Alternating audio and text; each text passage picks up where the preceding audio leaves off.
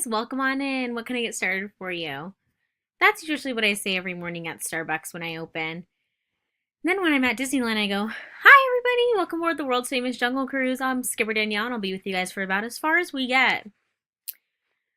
I'm Danielle Camry, and I work two jobs. I work Starbucks in the morning and Disneyland at night. And in my in-between time is when I am able to do all my homework, catch up on sleep, eat a little bit, and just figure my life out. It sounds like a lot, I know, but I've found a little equilibrium. So I have things in a set schedule. I'm pretty organized with when things need to get done, where I need to be when, and how I'm going to handle everything. And I know that's a big struggle for a lot of us college students, is finding that balance and limiting our stressors. So my friends and I today are going to be talking about the different ways that you guys can also be less stressed out. We're going to go over some things to help you guys help manage your stressors, and find ways to deal with them. But the first thing we want you guys to understand is the difference between chronic stress and acute stress. So chronic stress is more long-term. For example, if you're on the road and you get a flat tire, you think about everything. You're going to be late to wherever you're going. You have to get your car towed. You have to get the tire replaced, and you have to buy a new tire. And if you use your spare tire, then you have to handle all that. All these things are long-term stressors, which is chronic stress. Then we have acute stress. Acute stress is more short-term. So if you go to Target and you forget your wallet, you're like, oh shoot, did I leave it at home? Did I leave it in the car? It's short-term stress because then you go in your car and you find your wallet. You're stressed out for a short period of time. So that's acute stress and chronic stress. So my friends and I, now that you understand the difference between acute and a chronic stress, we want to go into depth on a few other topics so you guys can better understand how to handle your stressors and things you guys can do to be less stressed out, as well as some time management skills which go hand in hand with stress. So Alex will be going over the role of regular exercise and how exercising regularly can help benefit you. Brittany will be emphasizing how proper nutrition can affect our brains in a good way. Flora will be going over time management and how prioritizing tasks and assignments efficiently can help you be less stressed out. Sierra will make it clear as to why we need sleep and how sleep is a necessity and something that we shouldn't skip out on. Ethan will inspire us to take some time away from the rest of the world and spend some time with our family and friends to rejuvenate. And in conclusion, C would be going over pretty much our whole presentation, wrapping the lecture up, and sharing some of her personal experiences to help you guys better understand us and understand where we're coming from and how you guys can be helped out and benefited by this speech with your time management and less stress. Take it away, Alex. Thank you for the introduction, Danielle. My name is Alex Hibicki, and I'm here to tell you why it's important for you to get out there and start sweating. Often you will hear people say that they're too busy to exercise. Between the demands of life, it can be especially hard for a student to find the time to get a good workout in. I know personally, as a stay-at-home mom and a full-time student, this can be the case. So what is it about exercise that makes you more focused, receptive, and collected? First off, working out produces endorphins, which is your brain's feel-good neurotransmitters according to the Mayo Clinic. This can be accomplished through practicing yoga. Yoga is stretching and strength training using your body weight. It incorporates mindful meditation and mindful breathing. Aerobic exercises also accomplish this. Pretty much anything that gets your heart rate up, like a game of basketball, soccer, or tennis, is going to start producing endorphins in your body. Now, I would like to show you a demonstration that involves strength training using my own body weight as well as mindful breathing to ensure that I am oxygenating my muscles, which will endorse a faster recovery and minimize any fatigue. This is sun salutation. You will first start at the center of your body and bring your arms up. Fold down, half rise, and back down. Sun salutation has been shown to reduce stress levels in students according to yogajournal.com. It is a moving meditation that lengthens and strengthens your muscles. From downward dog, bend your knees and hop up. Sun salutation is a workout in and of itself, and it hits all the major muscles of the body. You're going to bring your arms up, center, and that is sun salutation. Finally, I'm sure you're wondering where to start if you've led a sedentary life up until this point. I'm here to tell you it's okay to walk before you run. Set realistic goals and stick with them. Schedule your workouts ahead of time as well. Having a friend hold you accountable will help also. Lastly, do what you love. If you enjoy your workout, you're more likely to get out there and go do it. So what's stopping you from improving your mental and physical health while also becoming a better, less stressed student? It's up to you to take the necessary steps to ensure that you're not only a less stressed student, but a more healthy and mindful human. Now here's Brittany to talk about how nutrition and stress has a profound impact on your number one asset as a student, your brain. Thank you, Alex, for all that amazing information on getting active and being stress-free. Okay, guys, I'm positive I am not alone when I say that my brain is literally my number one asset as a student. I mean, depending on the chemicals it is producing or exposed to, pretty much depicts how well I do during my study sessions and on my exams.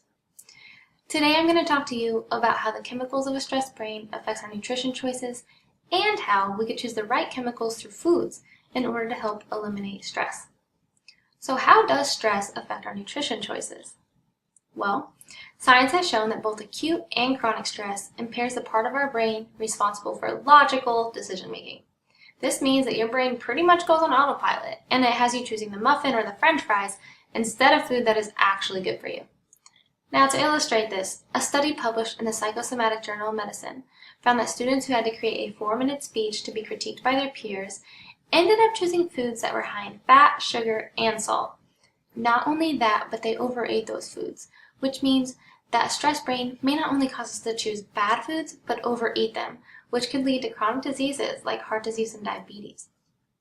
Now, I know it sounds pretty bad so far, but really there is good news because we are in control. Science has also shown that we can minimize or even eliminate stress if we choose the right foods. Now, the stressed brain is producing a ton of free radicals.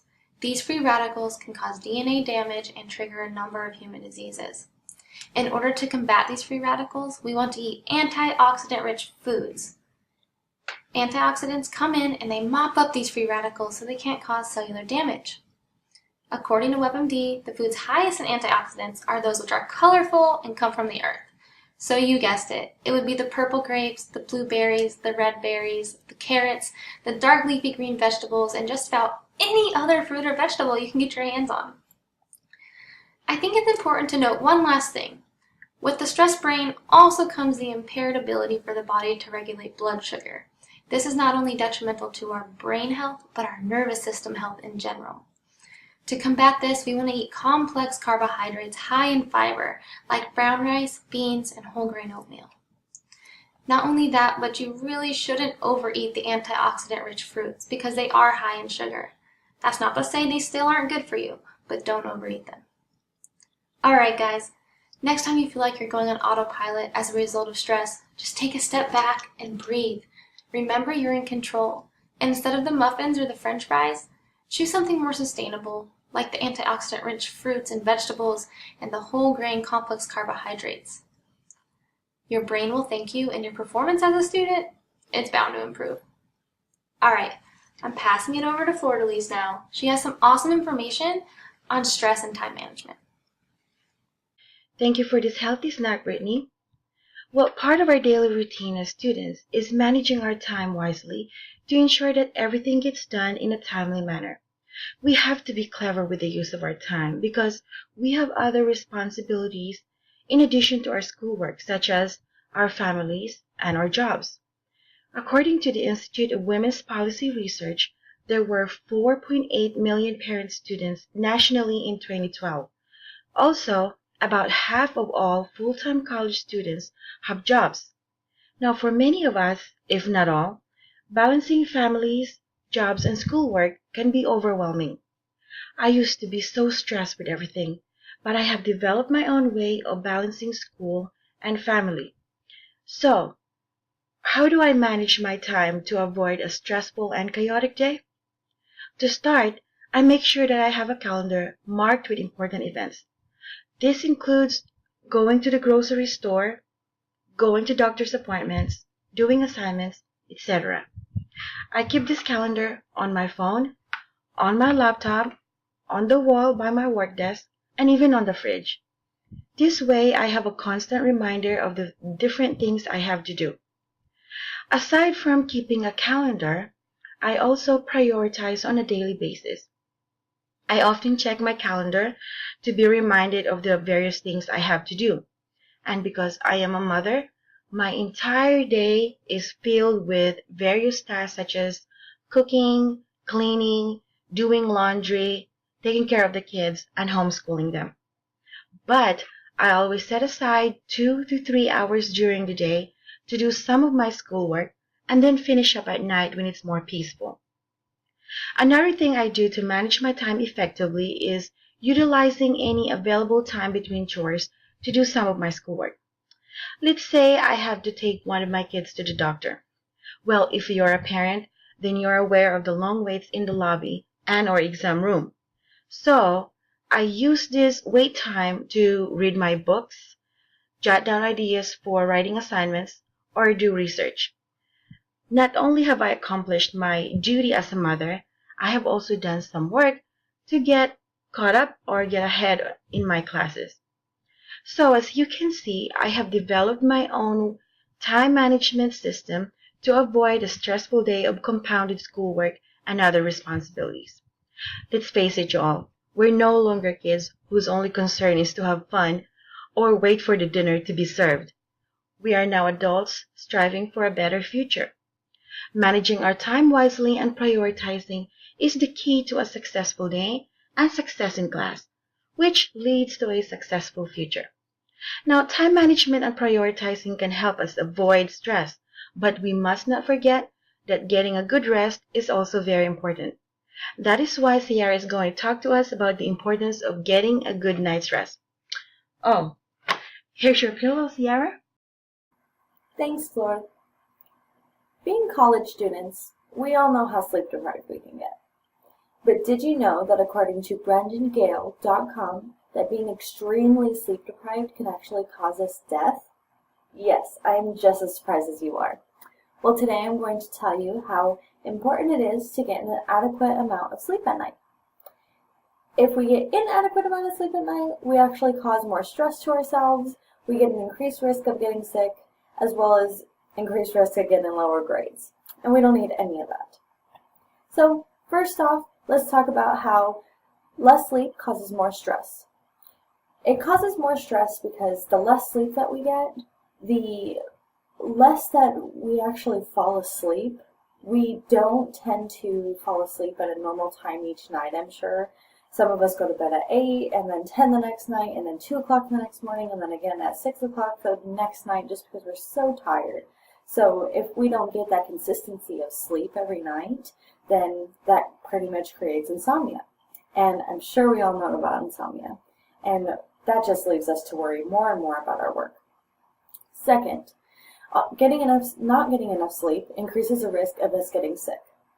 The body needs to recover and fight off infections that we get. And in order for that to do that, we need to treat our body right. We need to let it get enough sleep in order to do so. Because it needs to relax and it needs to rejuvenate for the next day. It needs to be able to fight off those infections whenever we do get sick so that we're not sick for that long period of time. And then we're really not getting any schoolwork done whenever we're sick. Third point, not getting enough sleep lowers our grades. It lowers our grades because we're not able to remember properly. With not getting a consistent and accurate amount of sleep at night, we study, but do we really remember it all the next day or the next time that we have a test? Not really. We need to be more focused on it. And whenever we don't get enough sleep, we fail to be focused and we're just too tired to even remember. So, as you can see, sleep plays a major role in helping us to succeed as college students. If we do not obtain the proper amount of sleep at night, we increase the amount of stress that we have, we increase the risk that we have of getting sick, as well as lowering our grades. So it causes us to worry, it causes us to not get any work done, and in the end, it causes us to not get any downtime in order to really focus on what we're doing with our school. So we don't want to perform these actions that lead to pretty much death, because we really don't want that in the end. We want to be able to succeed as college students. As long as we take care of ourselves, we got nothing to worry about, and we will be successful college students. Oh, and that reminds me, I need to call Ethan. Hey Ethan, how's your vacation going? Yeah, I'm so ready. The beach is calling my name. Alright, I will. Thanks. Okay, bye. Sorry about that. That was my friend Sierra telling me I need to get plenty of sleep before I leave for vacation later today. Whether you're like me and you prefer a warm beach, or if you prefer a historically rich vacation like you'd find in Europe, time away from life's usual responsibilities is crucial for students. In order to be successful as a student, diligence is required. Along with diligence, ambition is needed. After day in and day out, students can begin to lose that same determination they began the semester with, and stress will inevitably fill that void. Sometimes a break is necessary. To begin, there isn't much more important regarding your physical health than the condition of your heart. And time away has been proven to benefit heart health drastically. A study I found illustrates this point. Ciccone et al. Suggests that men who frequent annual vacation are 32% less likely to die of heart disease than their counterparts who forego vacation. With women, it's the same story.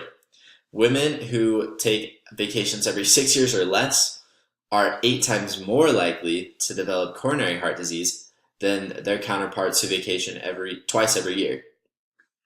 That really brings to home how important this issue is. Stress kills, and we all need to prioritize time off. Along the same lines of health, your mental health can be improved as well. I know I, for one, feel more positive and have less negative feelings after a vacation. Another thing I've experienced is I have more energy and have more life satisfaction after time off. Who doesn't want those things, right? And finally, we've all heard the saying, happy wife, happy life. A study published in the Journal of American Medical Association suggests that marital satisfaction actually increases with the number of vacations taken.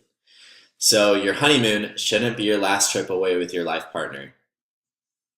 Another benefit of time away with family and friends are the great memories that are created. Some of my most fond memories are from time away.